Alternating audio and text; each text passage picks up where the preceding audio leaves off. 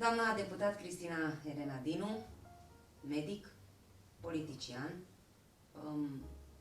giurgiuvenii vă cunosc foarte bine, și ca medic, dar și ca politician, însă cred că vor să știe și cine este Elena Dinu dincolo de profesia pe care o aveți și de faptul că sunteți deputat în Parlamentul României. Elena Dinu este un om normal, un locuitor al municipiului Giurgiu, medic pentru că așa și-a dorit, politician pentru că așa s-a întâmplat și deputat în Parlamentul României datorită încrederii giurgiuvenilor. Elena Dinu e un om normal, cu familie, cu un copil de 17 ani și jumătate, cu problemele inerente vârstei, cu dorințe, cu aspirații, un om normal. Știu că nu prea mai aveți timp liber, mai ales acum în campanie electorală, însă atunci când reușiți să găsiți câteva momente pentru dumneavoastră, ce vă place să faceți? Îmi place să ascult muzică, îmi place să cânt. N-am mai făcut-o, e adevărat, de mult, dar cei care mă cunosc de mulți ani știu că fac asta cu plăcere. Îmi place să dansez, îmi place să călătoresc, să citesc, să stau cu familia mea, cu prietenii mei, așa cum spuneați, din ce în ce mai rar în ultima vreme, datorită activității pe care o desfășor și în ultima perioadă datorită campaniilor electorale succesive. Ați spus că v-ați dorit să fiți medic.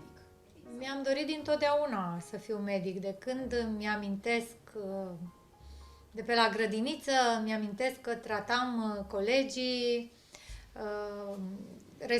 eram responsabilul cu Crucea Roșie în grupa mea de grădiniță, aveam chiar o banderolă pe mână în acest sens. Oricine se rănea, eram prima care ajungea la locul accidentului. Mi-am dorit dintotdeauna să fiu medic, tocmai din acest motiv am ales să urmez liceul sanitar. Am devenit medic și nu mi-amintesc să-mi fi dorit altceva în afară de asta. Dar au fost și persoane în jurul dumneavoastră care să vă fi spus: nu te face medic pentru că o să fie greu și... Da, mama mea care lucra în domeniul sanitar, de fiecare dată când îi pomeneam de faptul că vreau să devin medic, când vedea cât de tare mă chinui ducându-mă la liceu și mergând în București la meditații și ajungeam acasă noaptea târziu și a doua zi mergeam la școală, și ducându-mi grija îmi spunea: de ce vrei tu să te faci doctoriță? Că doctorii învață toată viața, este o meserie grea, se intră greu, este o meserie cu responsabilitate mare și nu-ți mai rămâne timp pentru viața ta. Ar fi bine dacă te-ai gândi să devii altceva. N-am renunțat niciodată la visul meu și n-a putut nimeni să mă convingă că rostul meu este acela de a deveni medic. Și v-a plăcut să profesați și ați avut și foarte mulți pacienți în Giurgiu? Am profesat cu plăcere, indiferent de situație, oricâte probleme aș fi avut, pentru că sunt și eu un om normal și știți, cu toții avem probleme. Atunci când intram în cabinet și mă întâlneam cu pacienții mei, nimic nu mai conta.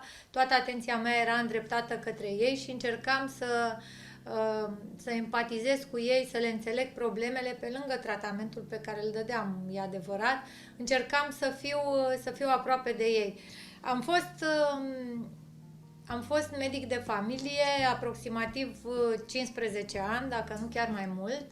Am avut foarte mulți pacienți, pentru că am fost printre pionierii medicinei de familie.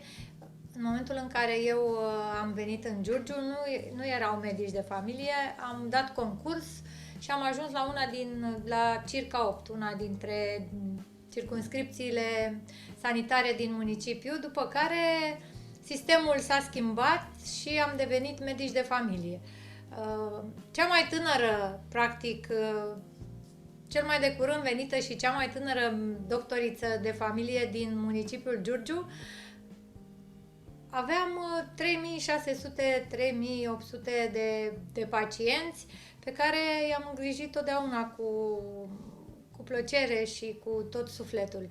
Și care vă recunosc acum pe stradă și vă spun, doamnă doctor, ce mai faceți? Da, este adevărat că, deși nu ne-am mai văzut de foarte mulți ani, poate cu unii dintre ei, mă recunosc acum în campanie când am ajuns prin toate cartierele orașului și am avut surpriza să îi întâlnesc chiar și în mediul rural, pentru că foarte mulți dintre pacienții mei, între timp pensionari fiind, s-au mutat la țară, m-au recunoscut chiar și în localitățile limitrofe Giurgiului. E totdeauna o plăcere să-i văd. Vreau să vă spun că țin minte chipul fiecărui pacient care mi-a intrat în cabinet, chiar dacă nu mai știu cum îi cheamă, știu cu siguranță că i-am văzut și că au fost pacienții mei. Și în politică, cum ați ajuns să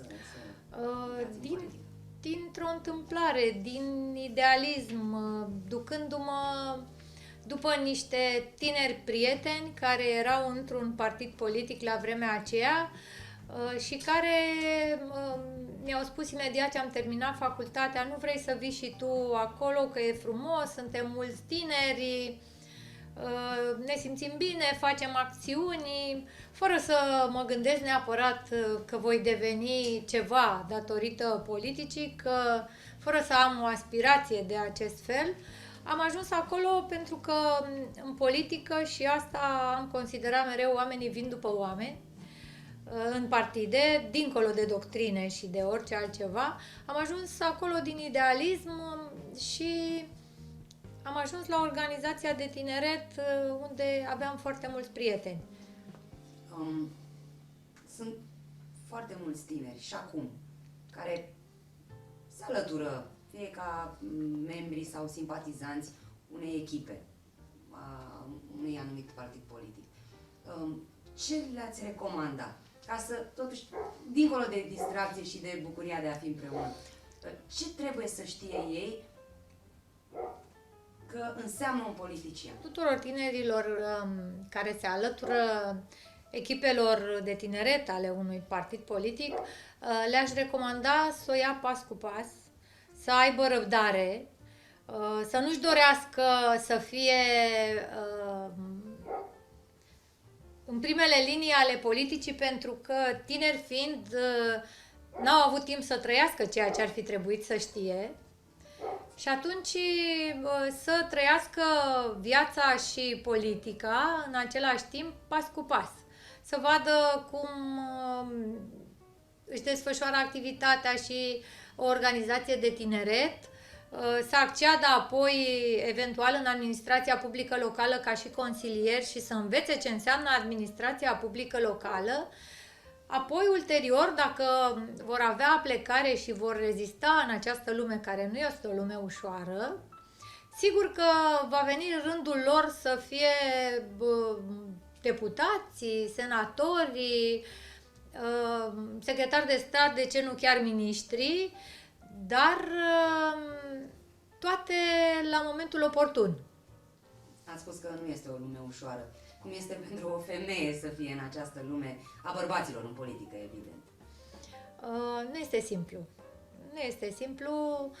De multe ori sunt întrebată cum este să supraviețuiești ca și femeie printre bărbați. Greu. Am avut norocul de a întâlni în activitatea mea politică oameni care n-au ținut foarte tare cont de faptul că sunt femeie și au văzut în femeia Elena Dinu calitățile de politician, de lider, de om serios și cu caracter, și acest lucru m-a ajutat în ascensiunea mea politică, dar eu zic că e nevoie de femei în politică pentru că trebuie creat un echilibru între sensibilitate și decizii radicale, plus că femeile sunt cele mai muncitoare în general. Bărbații totdeauna s-au putut baza pe noi de câte ori a fost greu. Cele mai fidele, dacă vreți, unei cauze. Și, în general, femeile sunt cele care aproape niciodată nu trădează. În ce crede Elena Din?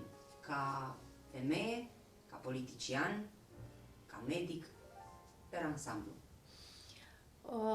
Elena Dinu crede în empatie, în solidaritate, în cuvântul dat. Mai crede și în oameni, deși de cele mai multe ori oamenii ne dezamăgesc. Și nu în ultimul rând, Elena Dinu crede în Dumnezeu. Și credința în Dumnezeu este cea care m-a călăuzit în tot ceea ce a însemnat viața mea, atât personală cât și politică. Am fost un copil fericit. Eu, în general, sunt o persoană foarte pozitivă, foarte sociabilă, care se adaptează oricărui mediu.